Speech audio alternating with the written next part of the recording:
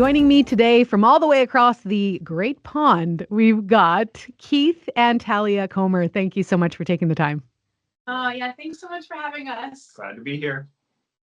Fantastic. So both of you were previously in Christian bands. Talia, you were in Seventh-day Slumber, and Keith, formerly of Manic Drive, which we still play on our radio station. Absolutely. Yeah. I would love for you guys to share a little bit about that time in your life to start. Yeah, I mean, what an awesome opportunity to not only do music, but to do ministry, like using these talents that God's given you and such a platform. Like, I think we both look back on it just like, wow, like how incredible of God to let us experience that. And then we met each other on the road. So that is really where our story started together as well. So Keith was touring with Manic Drive while I was with Seventh-day Slumber, and we did like a 3-month spring tour together. So we really got to travel like all over North America together before we ever like got together. Yeah. I mean, yeah, same thing. It was incredible. I mean, looking back, how God uses all of your talents or abilities or lack thereof, where you feel weak to, and how God just puts you exactly where he wants you to be. And I think that's, for both of us, that was the case, that it was so cool that we got to be used in that way. And it was a dream job. It's that's what everyone who plays music wants to do. You want to play in front of big crowds and tour full time. And while that part's fun, the performing is such a small part of it. We always talk about how our favorite thing was after the shows, like meeting people, coming to the radio stations, and like people would be waiting outside to just tell you their story or just want, to just chat about like what God is doing in their life. And I think that's where we've had some of the most memorable and meaningful moments. Mm-hmm. Not only in ministry, but like as people, just like connecting with people from all sorts of different backgrounds all across the world. And it really shows you like how great God's family is and like how great like how we are all connected by the Lord. So yeah, and how we can be a mutual encouragement to each other. I mean, there were plenty of times when we're the ones on stage, but then we come off and we are encouraged by people who are sharing their stories with us, and we get to in turn share stories with them. And that was, you realize that all these stories are so meaningful, and even now we look back on that. I mean, it's been almost 15 years really since we started touring, and some of these people, like the bands we were in, have the best fans. Like Christian music has the best fans. Like they still keep up with us, and we're still in touch with them thanks to social media. Like people have been able to sort of follow along our journey and encourage us in different seasons of our life. And yeah. That's fantastic. I will say unequivocally, that's the favorite part of my job. While I'm not on stage singing, connecting with amazing people like you all the way in, the UK, and hearing your stories, being encouraged myself, and then sharing it with all of our listeners, definitely the favorite part of my job. Yes. Speaking of you being, all the way across the ocean, what are you guys up to now? It's funny because, we just talked about how like when the Lord gives you this opportunity to use your talents, especially like in bands that we were in, Seventh-day Slumber and Manic Drive, like why on earth would you step away from that? And for us, it was because God clearly asked us to. And so we got married in 2012. And very soon after that, we felt the Lord calling us to missions, which, I mean, had you asked us ever before that, we would have said, no, that's not for us. And it's just amazing to see what God has done. So we moved to the UK as missionaries in 2021. So while the pandemic was kind of at its peak and we had a newborn, yeah, what an exciting time. So so we've been here for about 3 years now, in just outside of Manchester, England. Yeah, and it's amazing. Like we talked about, like meeting people and the impact you have with like personal stories. And while we're not on stage and our ministry isn't these like big shining lights, the impact you're having in this community, because people are lonely. And you look at these people, like we feel like we have this ministry like to the lost, the lonely, like the left behind, sort of like the people who aren't coming to church necessarily, and to be able to just be a little bit of an outsider, because we do stick out here. Just we open our mouth and we stick out. And I bet. what Yeah, what a neat way for us to just like start the conversation with people and then give them our time.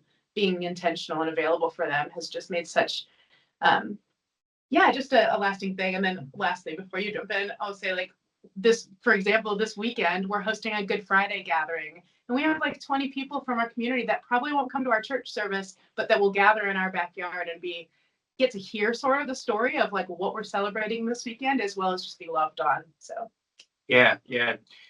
I think sometimes people think that, missions or ministry or stuff like that is difficult or not for them. And we really believe that like all of us are called to do that. We just live in a way that allows that. And so Talia said the words, they're kind of theme words for us is intentional and available. That if we are just intentional with the people we surround ourselves with, and we're available to those people, God can do amazing things in that. And you don't have to stand up on a box and preach at people. But we have so many great conversations here at our house that people are over and they just like start asking questions. And that's such a natural way to do evangelism and ministry. And so we really like, that's what we do. We find out what God places in front of us, even though it might seem random, and we just do it. And then God uses that and does some incredible things with it. So we're in, lots of unique spots and cool places within our community. That's just because we're available and intentional, and that's as simple as it is. yeah, and like Keith said earlier, we believe that God never wastes an experience, no matter what kind of thing you've been through and or something you've done even just for a short time, like our time in the music industry. Keith was a boxer before joining Manic Drive, and now he's able to coach at the local boxing gym here. And so it's really neat to just see sort of like God use these different pieces together. So I love that. And it sounds very much like relational ministry, which I think is by far one of the best impactful ways to share the gospel is just living life together, doing that yeah, together. absolutely. Fantastic. And I'm sure you're raising your kids in this environment as well, in a foreign country, which I love. Oh, so we joke because our girls are dual citizens already just by birth, because myself being American and Keith being Canadian, and now we're raising them across the world, which is just crazy. But one thing we noticed is that how natural it is for a child to like share their faith, and how they don't have these preconceived like, oh, I shouldn't say that, or what are they going to think about this. Veda, our oldest daughter Veda, who is 6, she started what we would call kindergarten last year, and I remember she came home. I mean, she was 5, and she says, "Mom, I think I'm the only Christian in the whole school." And I said, Veda, like very observant, like you probably are the only Christian in your whole school here. And she has taken that to heart, that she got these little, actually, I think I have one right here, these little Jesuses. And she has So made it a cute. point to write notes and hand them to her teachers around the school, because they have to know about Jesus. Like, how do they not? And so I think that if we just follow their lead half the time. Yeah, they are way better missionaries than we are. That's for sure.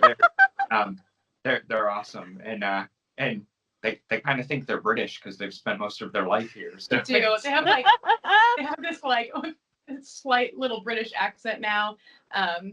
So yeah, That it is is great. adorable. And I will say too, like, I think that's why the Lord says to have childlike faith, because they are absolutely phenomenal at just the power of their faith. It's great.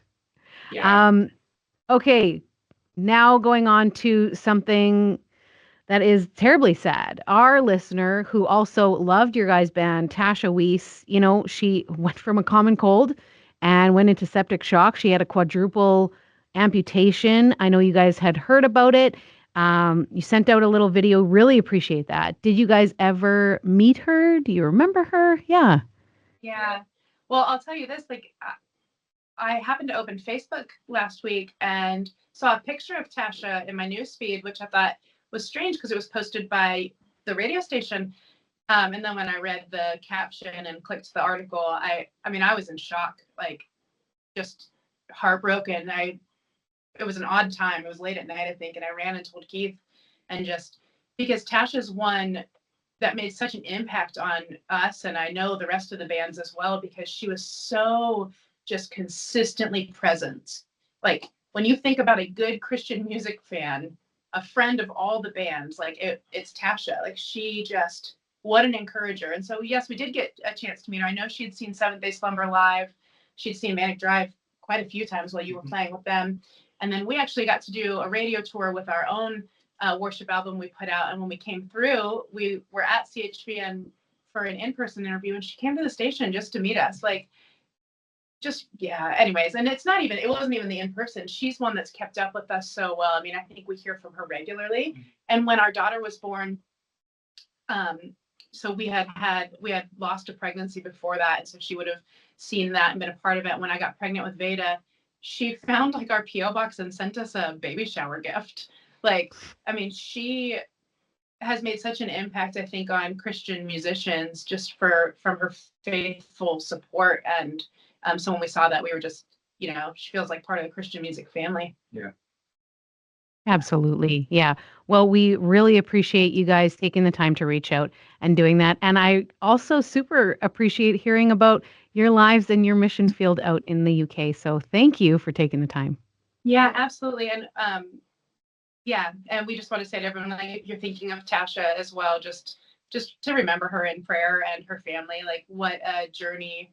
I've just been thinking a lot this week about like Job and his friends and how they didn't do a great job encouraging him. And I just think that we can be wise to not always have to tell people like, well, God has a plan. And like, well, he absolutely has a plan. Like, I just think this time is to say, like, God sees you, Tasha. He loves you. He knows what's going on, and he's here for you despite how tragic this is. And so are we. So. Absolutely. Well, really great words of encouragement. Keith and Talia, thank you again. Yeah.